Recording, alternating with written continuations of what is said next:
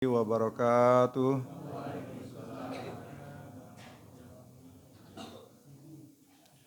Alhamdulillah nahmaduhu wa nasta'inuhu astaghfiruh. A'udzubillahi min syururi anfusina wa min sayyiati a'malina man yahdihillahu fala mudilla lahu wa man yudlil fala hadiya lahu. Asyhadu an la ilaha illallah wahdahu la syarika lah wa asyhadu anna Muhammadan abduhu wa rasuluh la nabiyya ba'da. Rabbi shrah li sadri wa yassir li amri wahlul 'uqdatam min lisani yafqahu qawli. Jamaah subuh yang dirahmati Allah,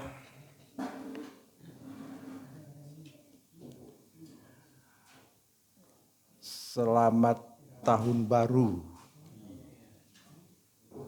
1446 Hijriah.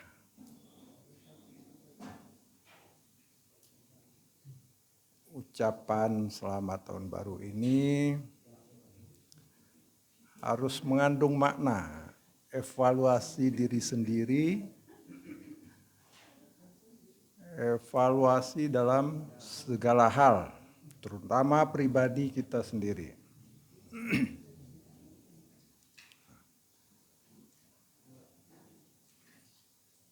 Peristiwa besar itu terjadi pada tahun 622 Masehi ya.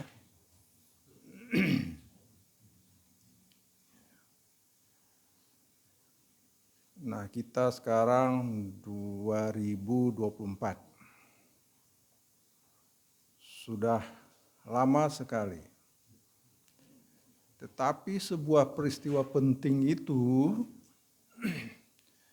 akan terus hidup dan menyala dalam kehidupan masyarakat karena mengandung nilai-nilai, mengandung norma-norma, mengandung sesuatu yang bermanfaat bagi kita.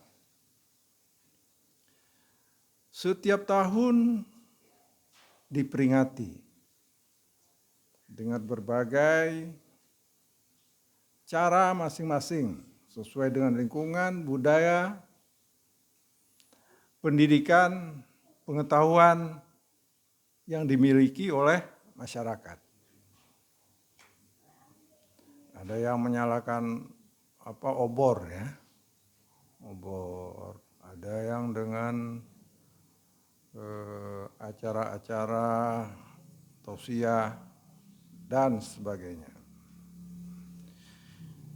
Itu untuk mengingatkan kita agar mengambil makna dan hikmah di balik itu semua.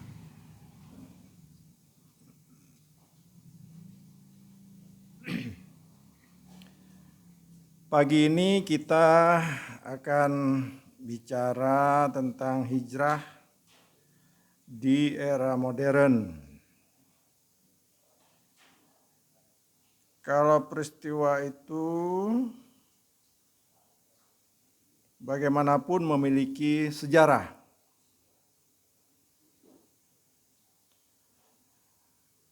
Sebelum sejarahnya kita memahami dulu pengertian apa itu hijrah.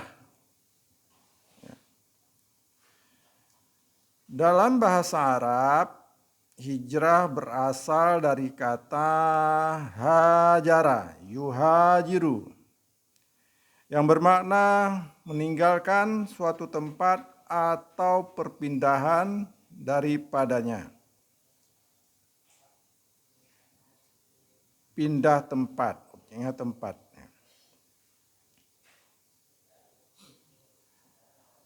Hijrah memiliki makna perubahan atau perpindahan.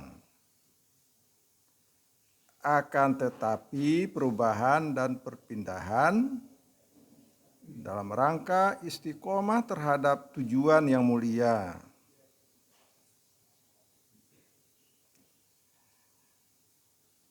Hijrah memiliki dua arti Pertama sejarah zahiriyah, yaitu perpindahan dari suatu tempat menuju tempat yang lebih baik. Yang kedua secara maknawi, yaitu perubahan dari satu kondisi. Kalau tadi tempat, ini sekarang kondisi, kepada kondisi yang lebih baik. Nah, barangkali dalam kehidupan kita sudah sering terjadi hijrah ya, pindah dari satu tempat ke tempat yang lain. Ini harus kita lihat juga motivasi. Pindah itu kenapa? Ada faktor-faktor yang mendorong seseorang atau sekelompok untuk pindah. Kalau orang-orang di daerah konflik pindah untuk menyelamatkan nyawa, ya mencari tempat yang lebih aman.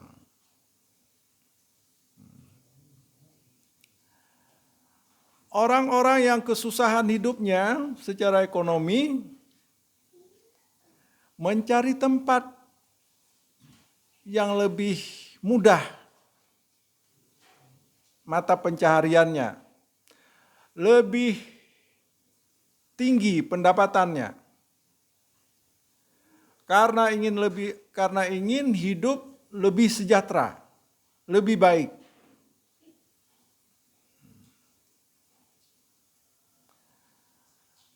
Nah, kalau kita lihat, kalau bahasa sekarang migrasi ya, migrasi, pindah dari satu kota ke kota lain, dari satu negara ke negara lain. Masing-masing tergantung pada motivasi pindah itu sendiri. Faktor yang mempengaruhi seseorang untuk pindah tempat.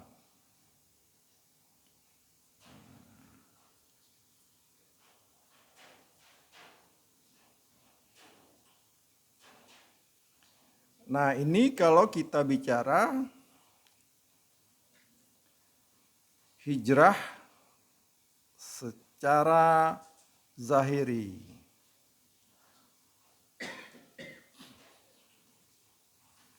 Jadi begitulah kira-kira pengertian dari hijrah. Orang pindah satu tempat ke tempat yang lain, ingin mencari kehidupan yang lebih baik, mencari kondisi yang lebih tenang, yang lebih enak. Nah, kalau kita di Candraloka ini sebagian besar nih orang yang sudah melakukan hijrah ya, sudah pindah. Ada yang dari Medan, ada yang dari Padang, ada yang dari Aceh, ada yang dari Papua. Ini dulu tempat yang kosong, tanah lapang. Diawali dengan kebun-kebun karet yang dibersihkan. Jadilah kita tinggal di sini. Dan kita tinggal di sini karena merasa nyaman mau tinggal di sini. Semua orang mencari kenyamanan, aman, tentram, enak lingkungannya. Ya.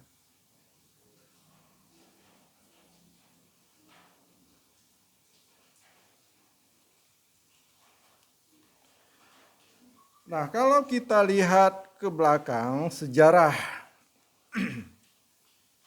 hijrah, ini kan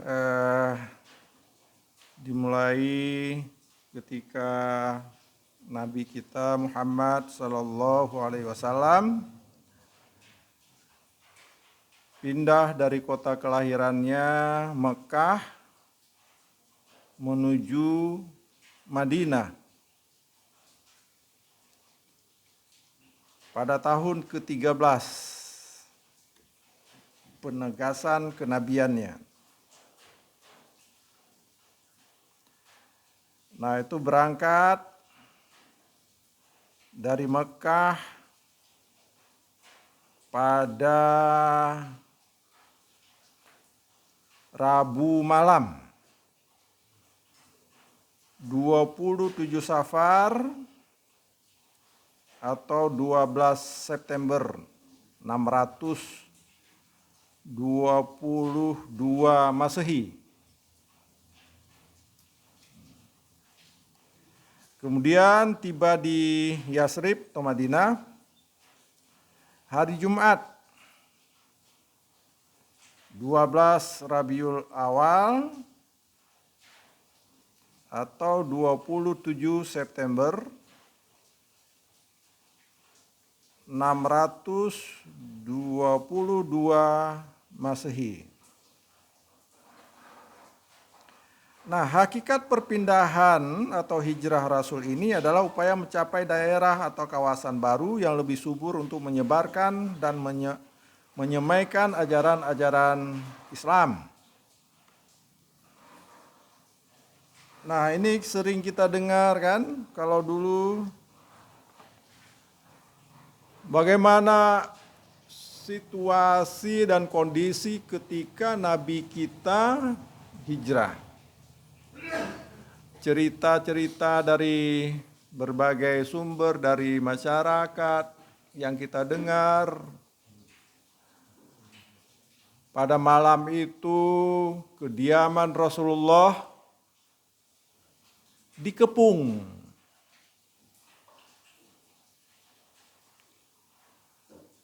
Dipersekusi kalau sekarang ya. Jadi situasi mendebarkan, menakutkan, tidak nyaman.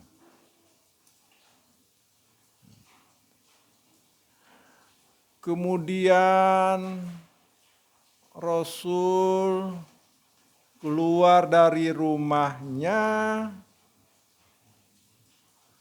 di sekelilingnya sudah banyak orang yang mengepung. Nah, kemudian ceritanya mengambil pasir atau debu, melemparkan debu, pasir, kemudian orang-orang tertidur dan sebagainya, berangkat.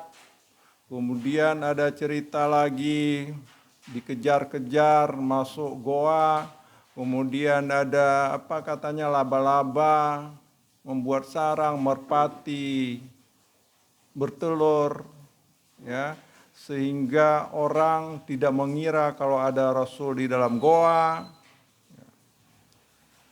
Ini cerita-cerita seperti ini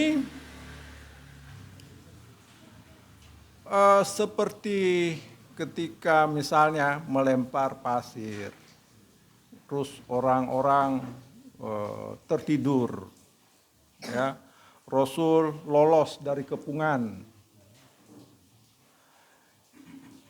Ini adalah tangan Tuhan, Allah yang bekerja. Tetapi di balik itu, untuk melakukan sebuah proses perjalanan panjang dan besar, membutuhkan sebuah perencanaan yang matang.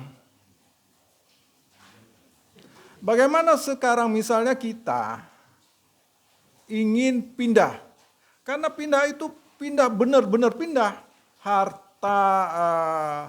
kekayaan, ya kebun, ya sawah, ya kerbau, kambing dan sebagainya ditinggalkan. Keluarga, saudara ditinggalkan. Benar-benar pindah ke Madinah dengan totalitas. Bayangkan kita misalnya di sini tiba-tiba harus pindah, ya, tinggal mobil, tinggal rumah, tinggal segala macam, totalitas pindah. Ini memang harus punya perencanaan yang matang. Tadi itu kayaknya kira-kira ada 15 hari itu, ya, 15 hari perjalanan, siang malam.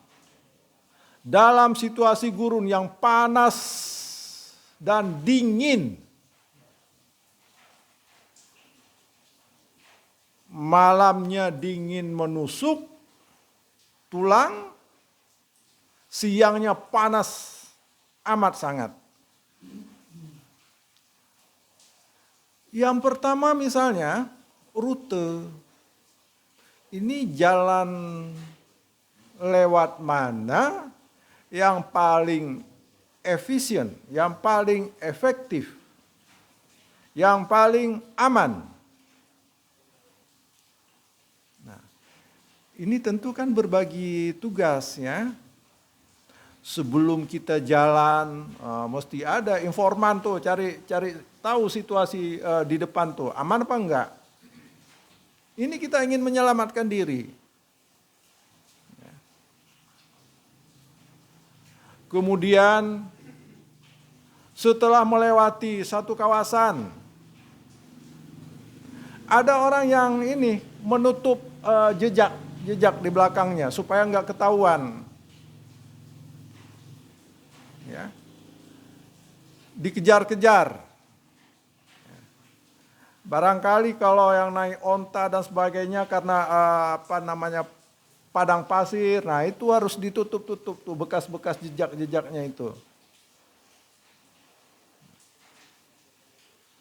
Kemudian logistik.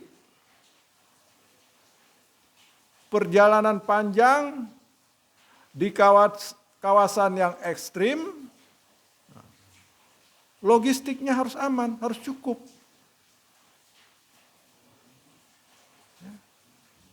Jangan sampai kesulitan di tengah perjalanan, tidak mencapai tujuan. Ini adalah usaha yang dilakukan oleh kelompok Nabi Rasul. Kalau yang tadi ceritanya melempar pasir, yang lain tertidur dan sebagainya sehingga lolos, nah itu dari atas misalnya. Kalau ini usaha. Jadi kita sendiri harus kita maknai kalau kita ingin pindah, hijrah ke suatu tempat, kita harus membuat perencanaan yang matang dari berbagai aspek, transportasi, rute. Kalau sekarang ada Google Map ya. Saya Google Map walaupun sering juga kesasar orang dengan Google Map. Orang-orang yang paham penunjuk jalan. Jadi ada perbedaannya. Kalau kita belajar sendiri melalui peta, baca sendiri melalui peta, dibandingkan dengan ada yang membimbing, yang sudah hafal benar jalan, itu jauh lebih efektif. Ya, tahu kondisi, situasi, itu lebih efektif, lebih baik.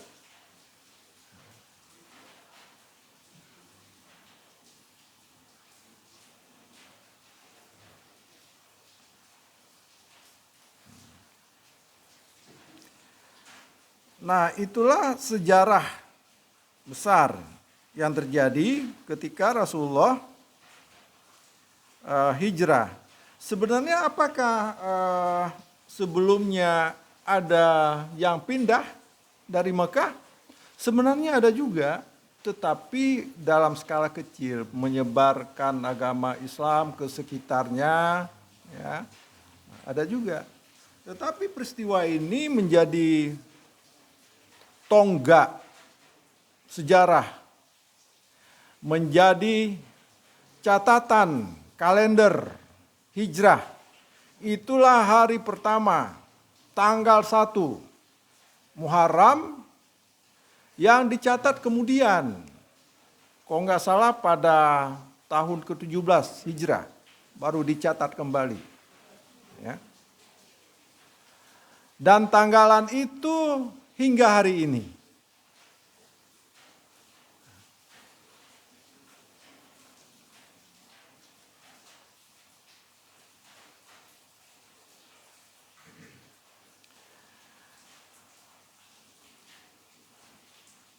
hijrah-hijrah yang kecil itu misalnya ya ada tuh orang Islam Mekah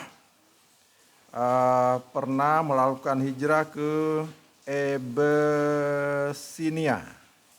Nah, saya nggak hafal di peta sekarang di mana posisinya itu.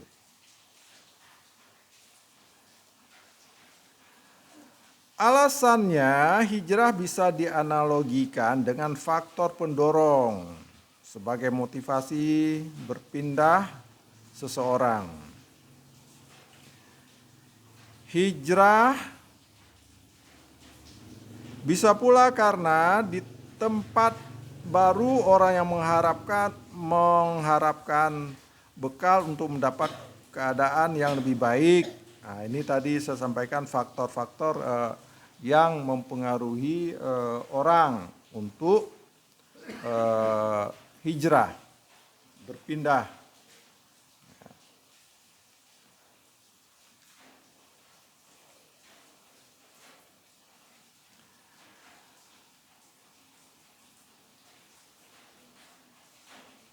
Nah, sekarang bagaimana perspektif hijrah di era modern seperti sekarang? Kalau kita tadi membicarakan sejarah, ya, sejarah itu sebagai pelajaran yang paling penting bagi kehidupan kita hari ini dan yang akan datang. Bagaikan kompas,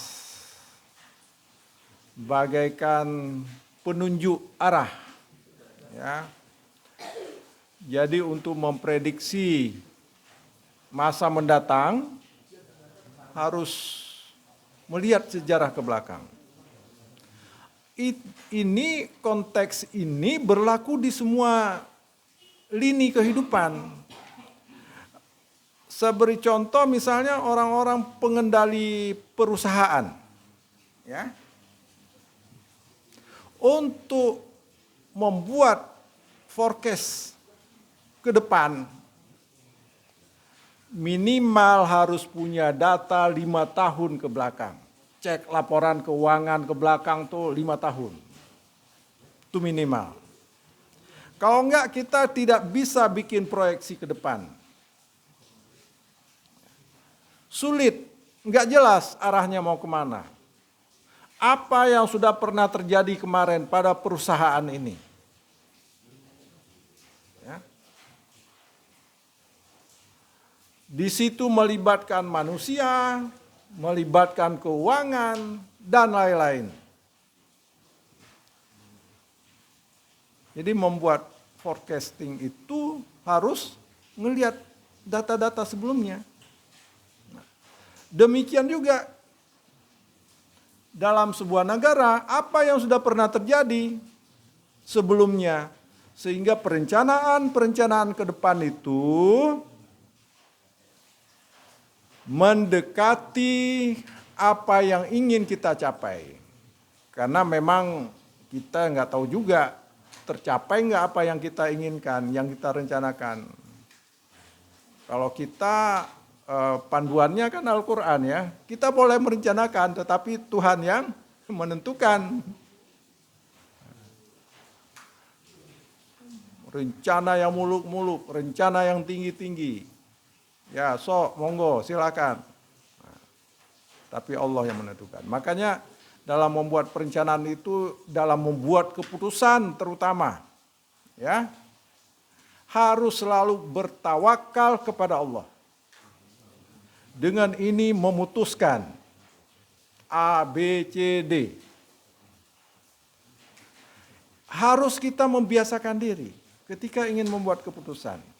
Dengan bertawakal kepada Allah, kami memutuskan A, B, C, D, dan sebagainya.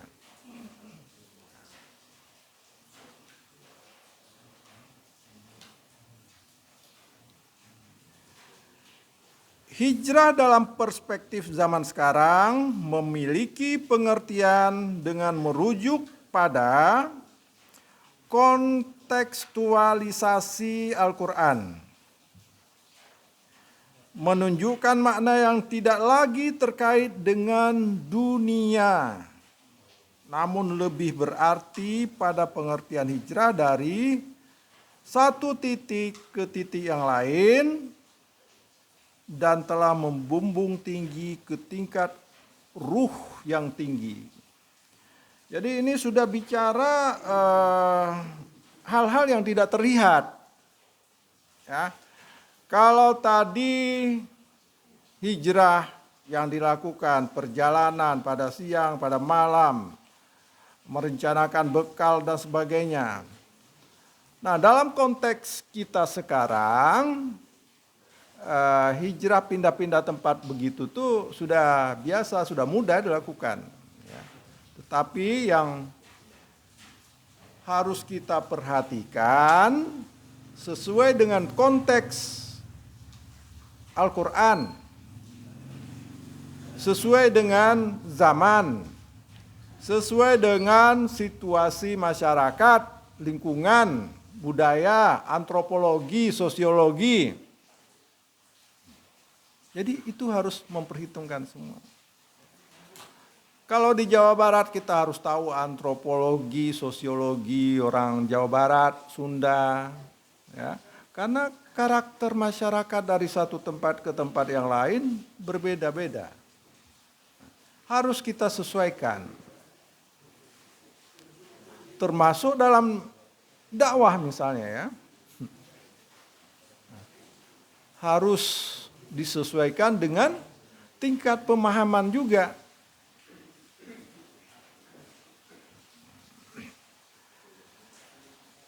Makna-makna moral yang luhur, ideologi spiritual, dan revolusioner. Hijrah tidak lagi dipahami hanya berupa berpindah secara fisik, yaitu kepindahan dari Mekah ke Yasrib atau Madinah, atau spiritual dan kejiwaan, yaitu tekad yang tidak mengenal menyerah dalam perjuangan menegakkan kebenaran.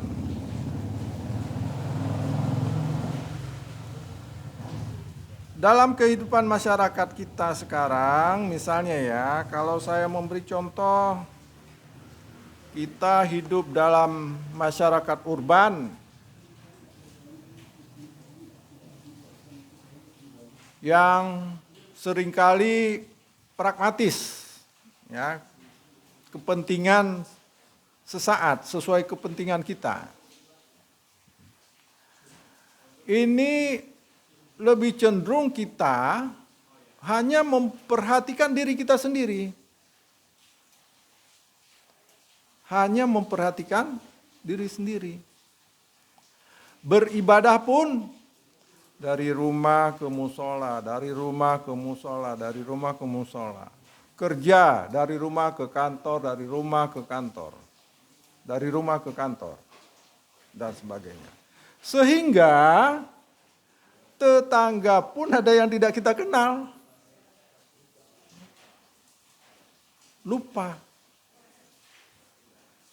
Nah, padahal kita manusia ini sebaik-baik manusia yang bermanfaat bagi manusia lain, orang banyak, ya. Apa yang kurangnya di sini? Sosiokontrol. Kita agak kurang peduli kepada tetangga, kepada anak-anak yang lewat, ya. Ada orang parkir motor, nggak tahu siapa, nggak kita tanya, sehingga ada yang hilang motornya, ya. Ya sering terjadi, kemarin lagi di RW berapa tuh, 10 ya. Nah, ini akibat kontrol sosial kita kurang. Ini perlu juga hijrah kita, ya, dari yang nggak peduli, ya, nggak peduli pada orang lain, harus lebih peduli. Jadi bukan hanya kepedulian itu memberi santunan, ya, Itu bagus, bagus. Tapi mesti kita perluas lagi. Ada nilai-nilai penting yang terlupakan, terlewatkan. Ya kita tanya, kalau ada orang sekitar kita itu nggak jelas tuh, nggak tahu siapa, Pak maaf, mau kemana ya? Mau ketemu siapa ya? Niat baik kita ingin mengarahkan pertama, oh rumahnya di sana, ya harus dilatari dengan niat yang baik. Jangan langsung curiga. Tetapi kalau sudah terlihat ada indikasi-indikasi nggak jelas, ya, nah ini baru kita tilik sandi ya, Pak Eri. Harus dicek. Wah ini jangan-jangan siapa gitu ya, jangan-jangan siapa. Tetapi itu tadi nilai penting itu, sosiokontrol itu penting dalam kehidupan masyarakat. Ya. Kita tidak tahu, anak-anak kan banyak nih berkeliaran di sekitar kita, nggak tahu ini anak siapa sih ya. Nah.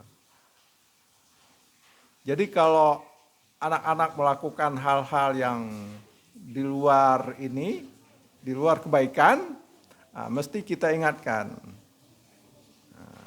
Karena ini adalah kepentingan bersama sebenarnya. Begitu kita berada dalam satu kelompok masyarakat, kita berada dalam satu kelompok yang memiliki kepentingan yang sama.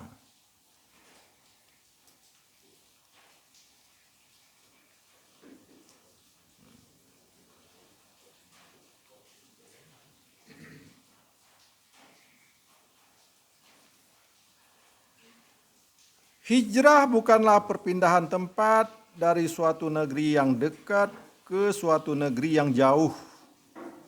Hijrah juga bukan perjalanan mencari sesuap nasi dari negeri yang gersang menuju negeri yang subur.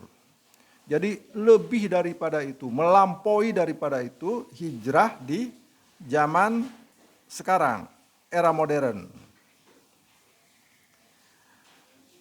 Sesungguhnya hijrah adalah perjalanan yang dilakukan seorang mukmin karena kebenciannya terhadap penjajahan, belenggu yang menghalangi kebebasan untuk mengekspresikan keimanan serta untuk kemaslahatan.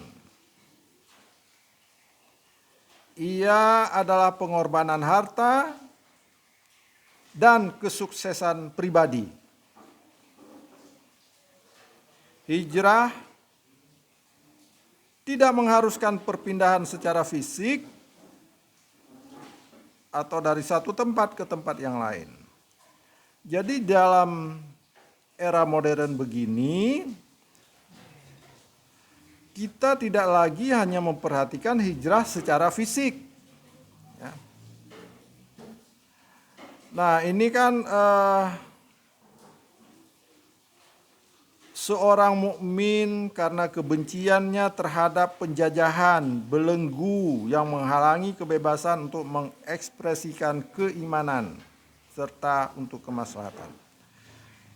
Nah, kalau kita lihat perkembangan di negara kita, dulu sering kita diajarkan sejarah tentang penjajahan Belanda, penjajahan Jepang. Siapa yang berjuang di situ? Sebagian besar para ulama, kiai dan sebagainya. Ini dilandasi dengan hijrah ingin agar peradaban kita yang di bawah tekanan. Peradaban kita itu kalau dijajah orang kan rendah. Sekolah susah, belajar susah, tempat ibadah susah.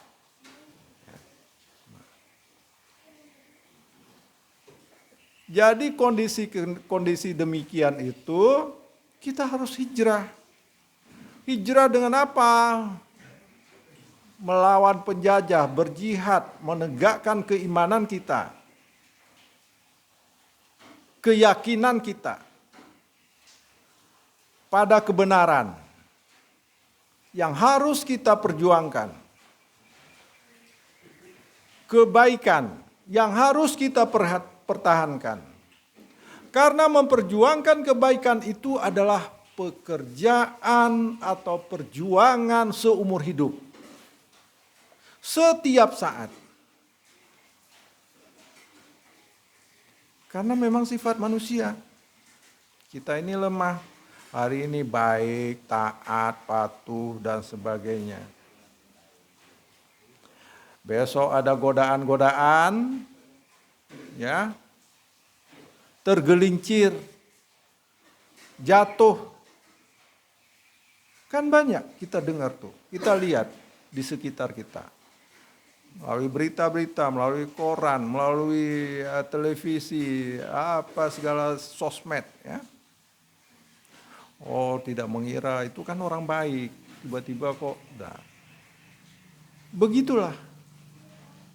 Memperjuangkan kebaikan itu, kita harus mempertahankan kebaikan itu adalah perjuangan setiap saat, setiap hari, setiap minggu, setiap bulan, setiap tahun, sepanjang masa.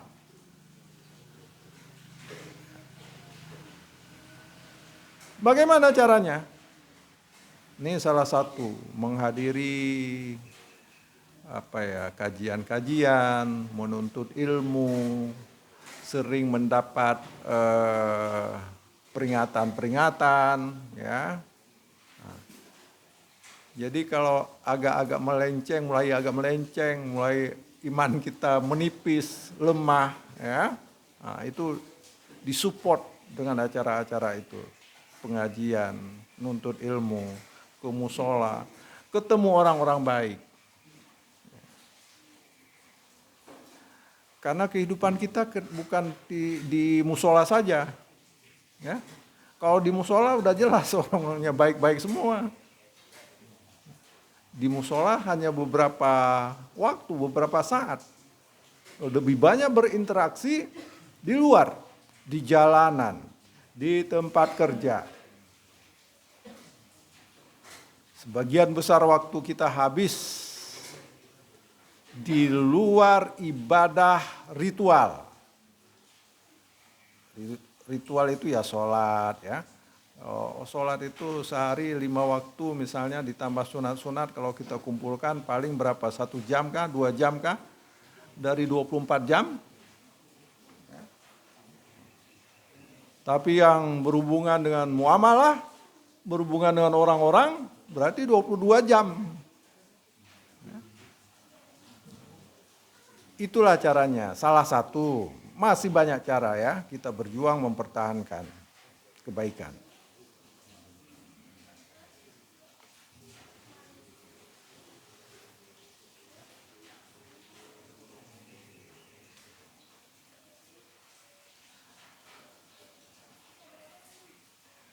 Terkadang hijrah dilakukan dengan mengasingkan diri dari hiruk-pikuk kehidupan masyarakat umum, tidak bergaul dengan para pelaku maksiat dan kemungkaran, menjauhi orang-orang yang berakhlak buruk, dan meninggalkan para pembuat onar dan permusuhan.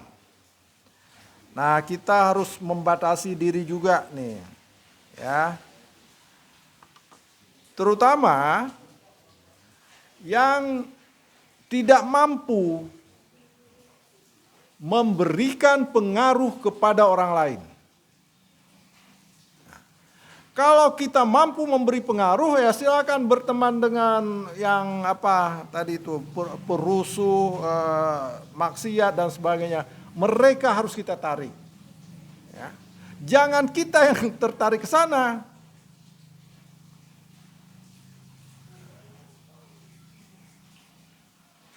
Berarti kita juga masing-masing harus meningkatkan kekuatan pengaruh. Sanggup mempengaruhi satu orang, pengaruhi satu orang. Ya.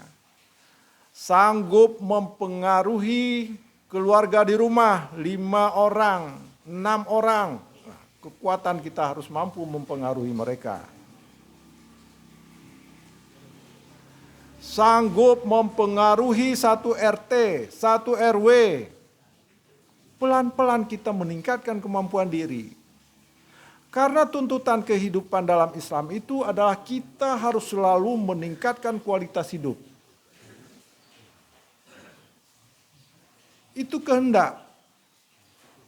Sebagaimana nasihat sahabat Nabi Ali, kalau hari ini lebih jelek dari kemarin, rugi. Hari ini lebih baik dari kemarin, besok harus lebih baik dari hari ini. Itu kehendak agama Islam agar pemeluknya, umatnya selalu meningkatkan kualitas diri. Selalu belajar. Belajar itu tidak mesti di ruang kelas. Belajar itu tidak mesti ikut kuliah. Belajar itu tidak mesti hadir ke musala di sini untuk ikut dalam majelis. Di mana-mana bisa belajar. Pada siapapun bisa belajar. Tetapi rambu-rambunya harus tetap dipasang ya. Jangan belajar judi online melalui aplikasi bermacam-macam sekarang. Itu batasan-batasan. Hal-hal positif yang baik untuk kita.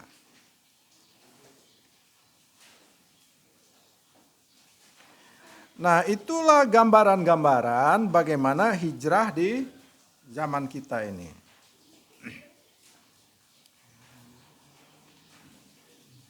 Nabi menyampaikan bahwa hijrah itu sebagai juga bentuk taubat ya. Orang yang berhijrah adalah orang yang meninggalkan kesalahan-kesalahan dan dosa-dosa. Riwayat Imam Ahmad. Jadi kebiasaan kita menggunakan waktu. Menggunakan waktu untuk kebaikan. Menggunakan waktu sia-sia. Menggunakan waktu tidak bermanfaat.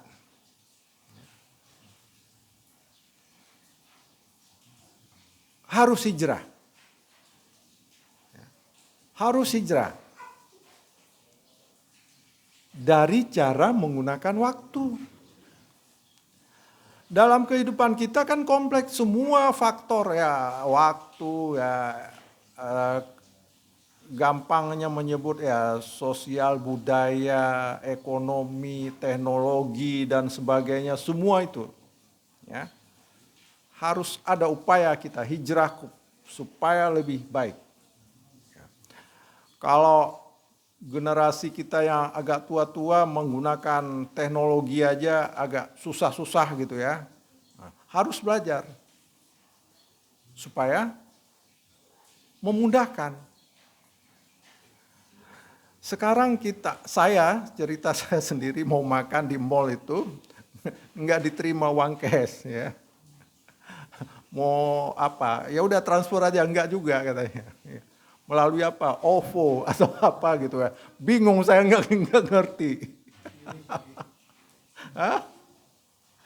Jadi itu kehidupan yang terlihat sebenarnya biasa saja, tetapi bisa lapar kita. Ya. Belajar teknologi, harus manggil anak nih. Untuk isi OVO dulu ya, habis bayar dan sebagainya. Kira-kira begitu. Kehabisan uang digital di kartu tol ya, kita udah sampai di pintu tol, mundur kagak bisa, maju kagak bisa ya. Ngisi di toko Alfamart, Indomaret udah lewat lupa, nggak bisa. Padahal kita punya uang misalnya di rekening, tapi tidak bisa, kita nggak ngerti. Hal-hal seperti itu simple kalau kita belajar ternyata. Nah itu hijrah-hijrah zaman modern tuh ya, era modern yang dulunya nggak ada. Ya. meningkatkan kualitas pengetahuan kita, meningkatkan keterampilan kita.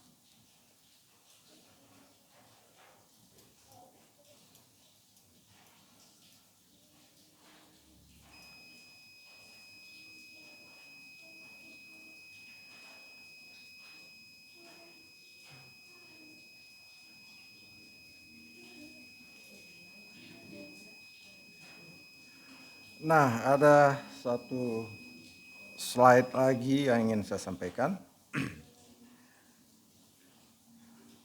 Kemudian kita ingin coba meninjau hijrah dalam perspektif kebangsaan. Karena kita hidup di negara bangsa. Dalam perspektif kebangsaan Indonesia, menggambarkan sebuah perjalanan spiritual dan perjuangan yang mendalam untuk mencapai peradaban yang lebih tinggi. Nah, tadi saya bilang kalau kita dijajah, terbelenggu, peradaban kita kayak stuck gitu, nggak bisa lebih maju, nggak bisa lebih tinggi. Nah, para ulama kita dulu telah berjuang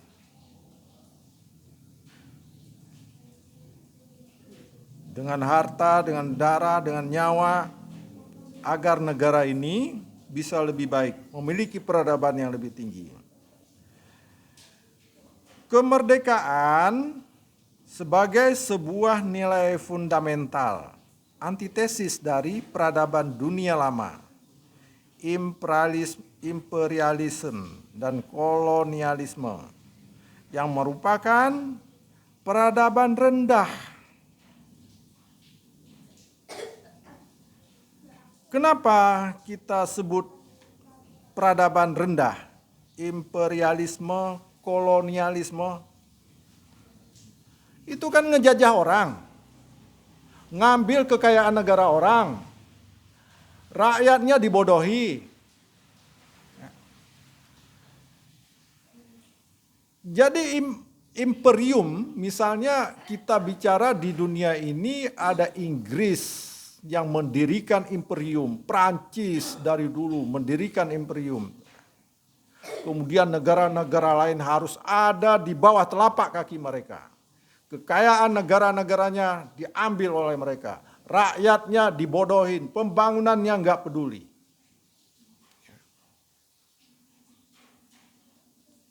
Itulah sebabnya disebut dengan peradaban rendah. Jadi kita membebaskan diri dari situasi itu.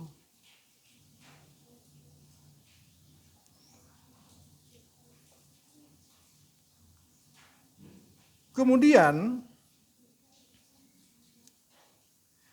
pendidikan merupakan jalur strategis berhijrah.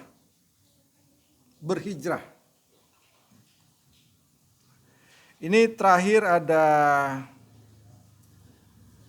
Komisi Pendidikan PBB itu, UNESCO ya. Mereka mencoba meninjau kembali dan membuat laporan Reimagining Our Future Together ini menyatakan perlunya reorientasi pendidikan. Alasannya karena sistem pendidikan saat ini dianggap lebih menekankan pada kenyamanan dan keistimewaan jangka pendek dibandingkan dengan keberlangsungan jangka panjang, sustainable. Jadi gambarannya begini para jamaah sekalian. Pendidikan model dulu kita semua berlomba-lomba untuk meningkatkan prestasi. Prestasi secara pribadi. Kita lebih pintar, lebih berprestasi dari teman-teman kita. Ya. Dalam kelas itu ada berapa orang? Cuma 5 orang, 6 orang, 7 orang yang terlihat di atas. Kemudian yang rata-rata. Dan banyak yang di bawah rata-rata. Kemudian secara daerah Bogor pingin pendidikan lebih bagus. dari daerah lain. Ya. Kota Bogor pendidikannya bagus dibandingkan dengan kabupaten dan kota lain di Jawa Barat. Jadi pemerintah Kota Bogor terus berprestasi, menonjolkan diri, berhasil ini, berhasil itu. Dari 27 kota kabupaten di Jawa Barat ini, berapa kabupaten kota yang prestasi pendidikannya tinggi, bagus. Ya. Sehingga apa yang terjadi? Efeknya macam-macam. Ya. Orang ingin anaknya sekolah di tempat yang bagus itu. Ya. Menyiasati aturan-aturan dengan berbagai cara. Yang ganti kakalah, yang ini itu, supaya bisa belajar di tempat yang kualitasnya bagus. Ya. Habis itu ada yang ditangkap. Ada yang digagalkan. Ya. Banyak juga yang digagalkan di Jawa Barat ini. Kemudian antar negara berlomba-lomba. Pendidikannya paling berprestasi negara apa. Dari ratusan negara itu, cuma berapa negara yang pendidikannya bagus. Ya, dulu orang ke Finlandia merasa bagus, ya. Jadi semua berkiblat ke sana. Jadilah ada negara maju, ada negara berkembang, ada negara miskin. Kemudian negara-negara maju ini menginvasi negara-negara yang berkembang, negara-negara yang miskin. Jadi dengan pendidikan tinggi, peradabannya tinggi, teknologi tinggi, membuat senjata canggih, ujung-ujungnya adalah menginvasi, merampas kekayaan negara lain. Jadi pendidikan yang dibuat, sistem pendidikan yang dibuat dulu seperti itu adanya. Ya. Soviet menginvasi Ukraina dan lain-lain, banyak contoh. Ini oleh PBB sekarang, pendidikan itu mau dirubah orientasinya supaya sama-sama maju, sama-sama berprestasi. Emang apa ruginya sih kalau sama-sama maju? Tadi itu berlomba-lomba prestasi, ujung-ujungnya menginvasi negara-negara lain. Ya, merasa hebat sendiri. Nah, jadi ini jalur pendidikan ini penting sekali. Ya, pengaruhnya besar sekali. Nah, kalau dalam konteks pagi ini hijrah misalnya, jadi pendidikan itu merupakan jalur strategis untuk kita berhijrah. Jadi punya orientasi yang jelas, fokus yang jelas, tujuan yang jelas. Karena permasalahan di dunia ini adalah yang menyebabkan dunia kacau, yang menyebabkan dunia rusuh, ya, menyebabkan dunia onar karena kebodohan. Karena kebodohan, itu nasihat sahabat Nabi Ali, ya. Jadi orang berbeda agama, ributnya. Kenapa? Karena bodoh, sama-sama tidak paham. Ya. Tetapi kalau orang Islamnya paham, pengetahuannya tinggi dan sebagainya, agama lain juga begitu. Orang agama lain juga paham, pendidikannya tinggi dan sebagainya. Tetapi yang sering ribut itu kan di kalangan bawah yang tingkat pendidikan, wawasan dan sebagainya kurang. Jadi para jamaah sekalian, ada banyak dalil tentang hijrah. Pagi ini saya mengajak kita semua untuk melakukan hijrah dengan berbagai kemampuan kita pada momen 1 Muharram 1446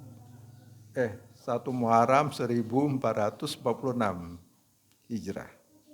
Ya, mudah-mudahan bermanfaat bagi diri saya sendiri dan bermanfaat bagi kita semua.